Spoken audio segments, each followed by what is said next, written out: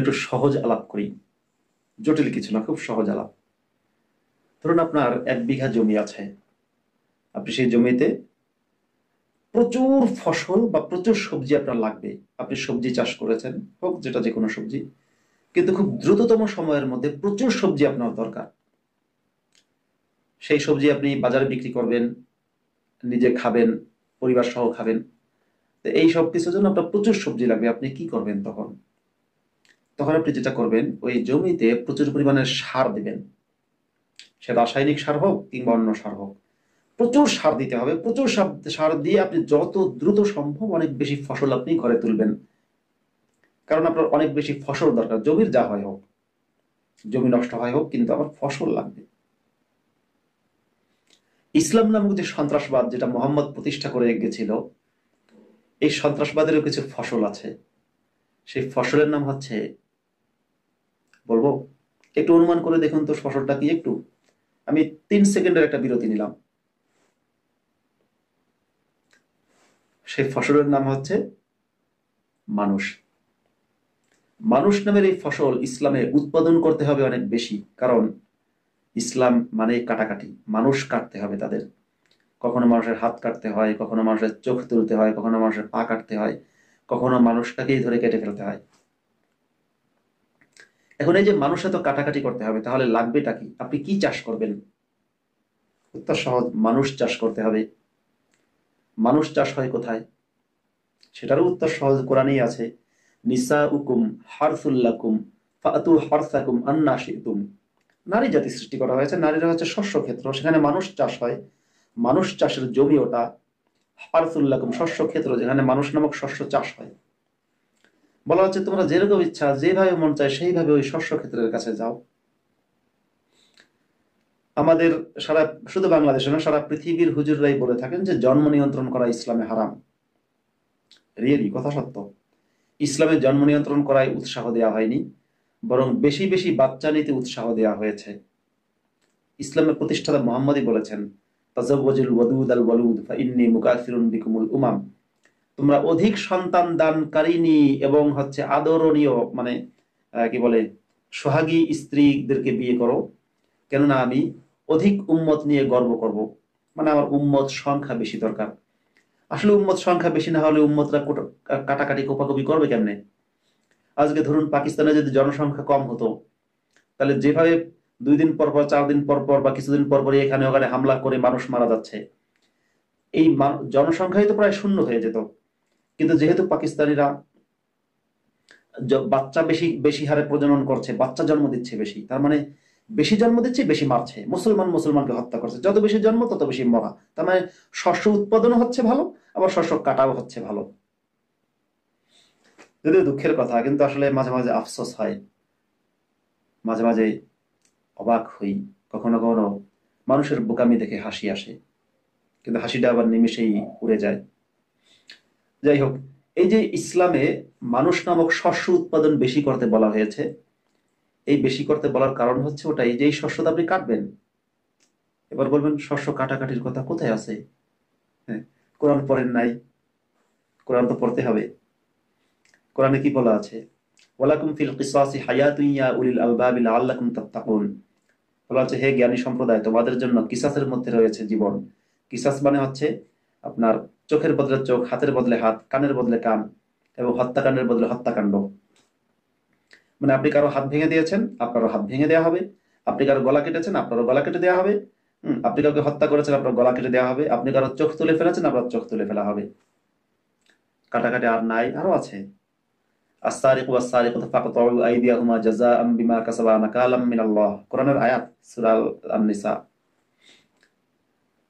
না সরি, সূরা আল-মাইদা। যে চোর এবং চোরনি, মানে চোর, নারী চোর, পুরুষ চোর, যেই চোর হোক তার হাত কেটে দাও। চোরের হাত কাটার বিধান আছে। ওকে, আরো আরো নেই, কাটাকাটির বিধান আছে। ইন্নামা জাযাউল্লাযীনা ইউহারিবুনাল্লাহ ওয়া রাসূলাহু ওয়া ইয়াসআউনা ফিল আরদি ফাসাদান আন ইউকাত্তালু আও ইউসাল্লাবু আও তুকাত্তাআ আইদিহিম ওয়া আরজুলুহুম মিন খিলাফিন আও ইউনফাউ মিনাল আরদ। সেই সূরা আল মাইদা। নিশ্চয়ই যারা আল্লাহ এবং তার রাসূলের বিরুদ্ধে যুদ্ধ করে, সোজা কথা ইসলাম যারা ত্যাগ করেছে, কিংবা যারা আপনার কি বলে, ইসলামের হুকুমকে অমান্য করে আল্লাহ এবং তার রাসূলের বিরুদ্ধে বিদ্রোহে লিপ্ত হয়েছে, কখনো কখনো বলা হয় যারা ডাকাতি করে, তো তাদের কি করতে হবে? হত্যা করে ফেলা, গলা কেটে ফেলতে হবে, অথবা শুলে চড়াতে হবে, কিংবা একটা হাত একটা পা পা প্রত্যেকের একটা করে হাত এবং পা কেটে ফেলতে হবে। কাটাকাটির বিধান আপনারা পেয়ে গেলেন। তাছাড়া জোড়ায় জোড়ায় কাটার কথা বলা আছে, ধরে ধরে জোড়ায় জোড়ায় পিস পিস করে টুকরো টুকরো করে কাটো, অথবা জোড়ায় জোড়ায় আঘাত করে, একেবারে হাঁটুর জোড়ায় বা হাতের জোড়ায় জোড়ায় ধরে একেবারে দেখে শুনে, সেই শিবির যেভাবে রক কাটে সেভাবে দেখে শুনে আঘাত করো। কোথায় আছে? সূরা সূরা আল আনফাল, সাউলকি ফি কুলুবিল লাযিনা কাফারুর রু'বা ফাদরিবু ফাওকাল আ'নাকি ওয়াদরিবু মিনহুম কুল্লা বানান। যার অর্থ হচ্ছে, অবশ্যই আমি কাফেরদের অন্তরের মধ্যে ভয়ের সৃষ্টি করে দেব, ভীতির সৃষ্টি করে দেব কাফেরদের মনের মধ্যে। সুতরাং তোমরা যারা আছো, তোমরা মানে মুসলমানরা কি করো? কাফেরদের ঘাড়ের উপরে তলোয়ার দিয়ে কোপ দাও, মানে ঘাড় কেটে ফেলো, মাথা কেটে ফেলো। অদ্রিবু মিনহুম কুল্লা বানান, এবং তাদেরকে জোড়ায় জোড়ায় কাটো, বিভিন্ন জোড়ায় জোড়ায় আঘাত করো আর অঙ্গহানি করে দাও। দেখেছেন কত সুন্দর কাটাকাটির বিধান, কাটাকাটির ধর্ম ইসলাম। এরকম অসংখ্য কাটাকাটির আরো নজির আছে, আরো কাহিনী আছে। ইসলাম ত্যাগ করবেন তো গলা কাটা হবে, মোহাম্মদকে নিয়ে কটূক্তি করবেন তো গলা কাটা হবে, তারপরে কোরআনের কোনো একটা আয়াতকে অস্বীকার করবেন গলা কাটা হবে, মোহাম্মদের আল্লাহকে নিয়ে একটু কটূক্তি করবেন গলা কেটে দেওয়া হবে। এরকম আপনার গলা কাটার অসংখ্য আয়োজন ইসলামে আছে। এমনকি আপনি যদি মুসলমান হন তবুও আপনার গলা কাটার অসংখ্য আয়োজন কিন্তু ইসলাম করে রেখেছে। আপনি এমন না যে মুসলমান হলে আপনার গলা কাটা হবে না, মুসলমান হলেও গলা কাটা হবে রে ভাই। তাই যদি না হয় তাহলে মুসলমানদের মসজিদে মুসলমানরা কেন আত্মঘাতী হামলা করে?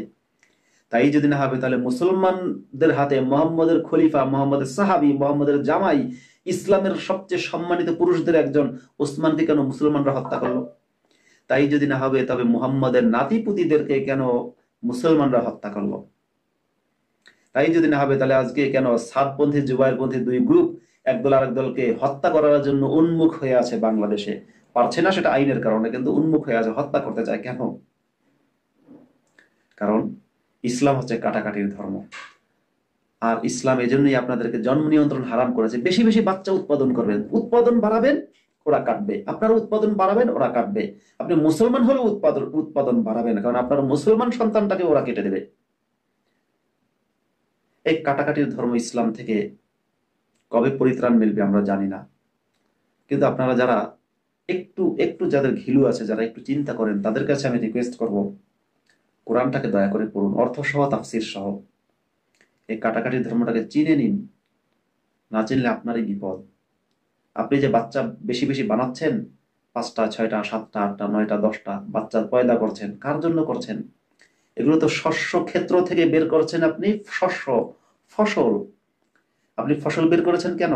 এই ফসল অন্যরা কেটে দেবে, কাটলে আপনি আবার সেই ফসল নিয়ে, কাটা ফসল নিয়ে বলবেন আলহামদুলিল্লাহ আমার ছেলে শহীদ হয়েছে। আমি দেখলাম একটা ভিডিও, প্যালেস্টাইনের একটা মা,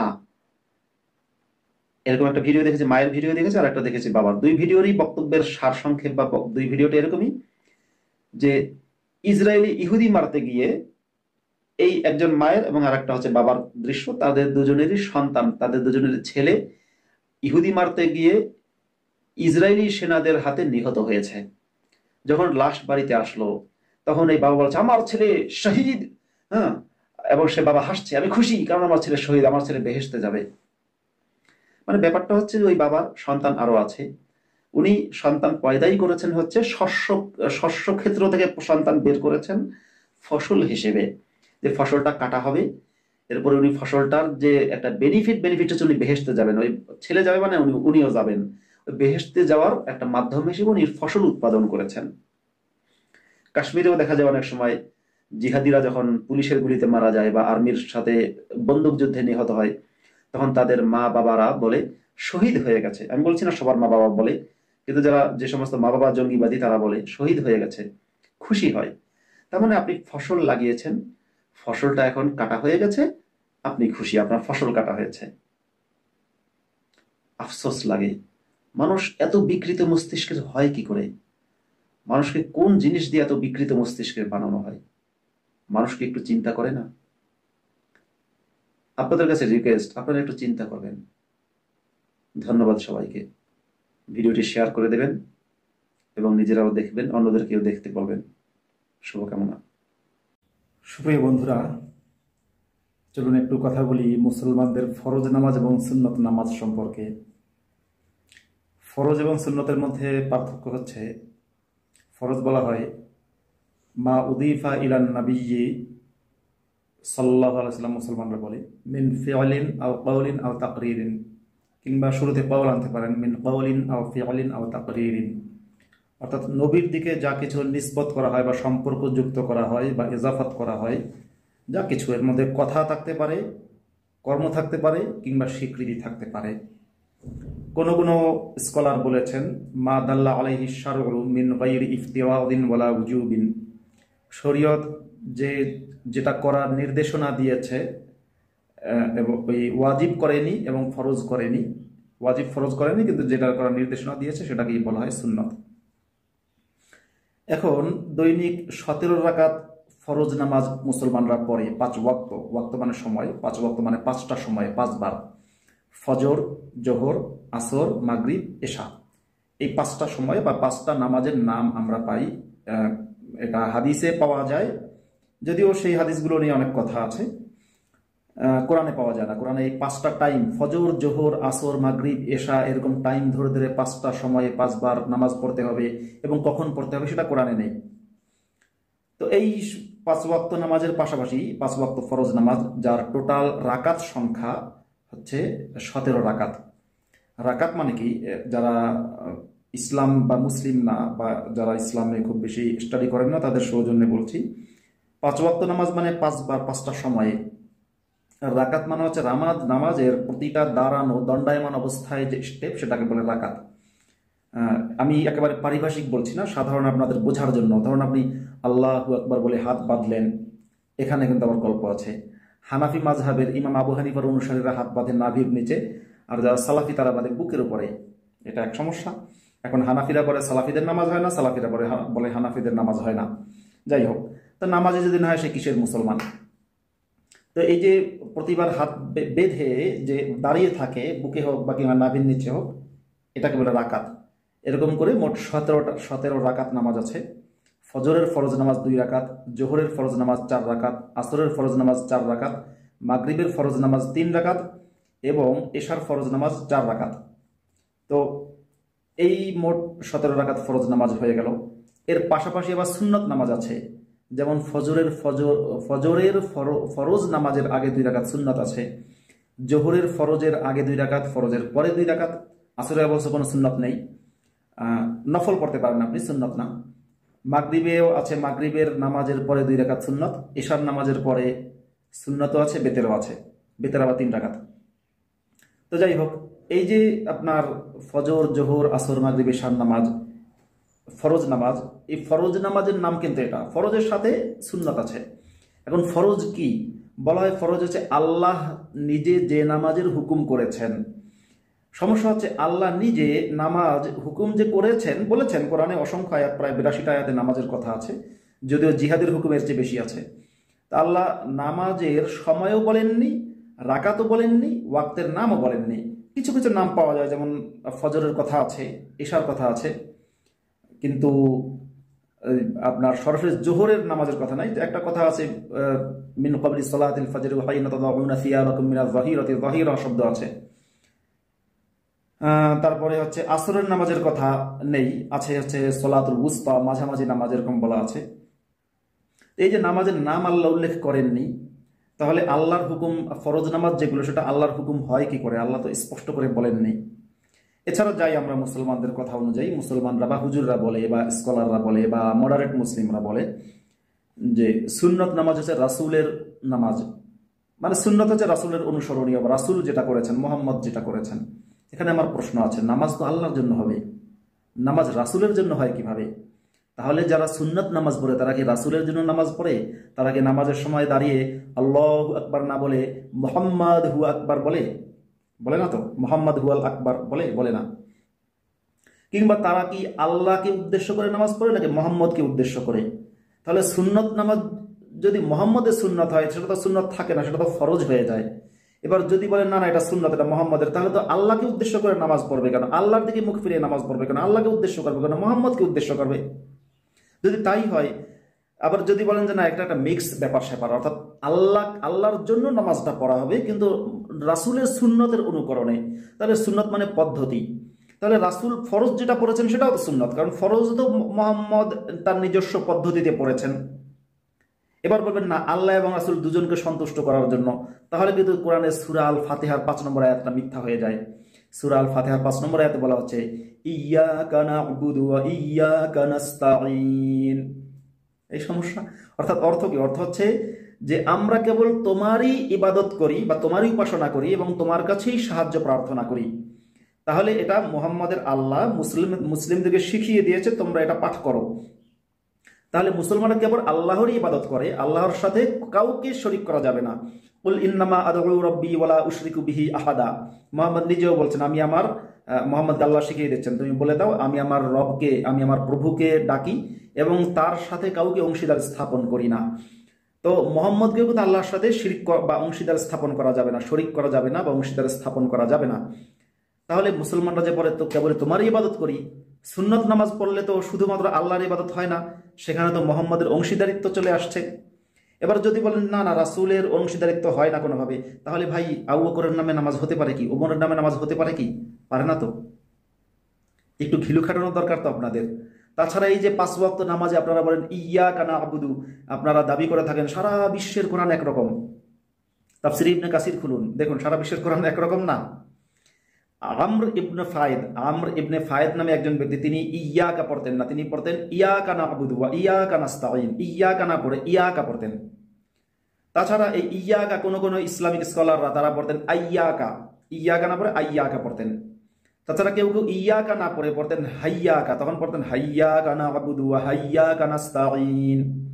বুঝুন, মানে প্রত্যেকটা আয়াতে আয়াতে কয়েক রকমের কিরাত আছে।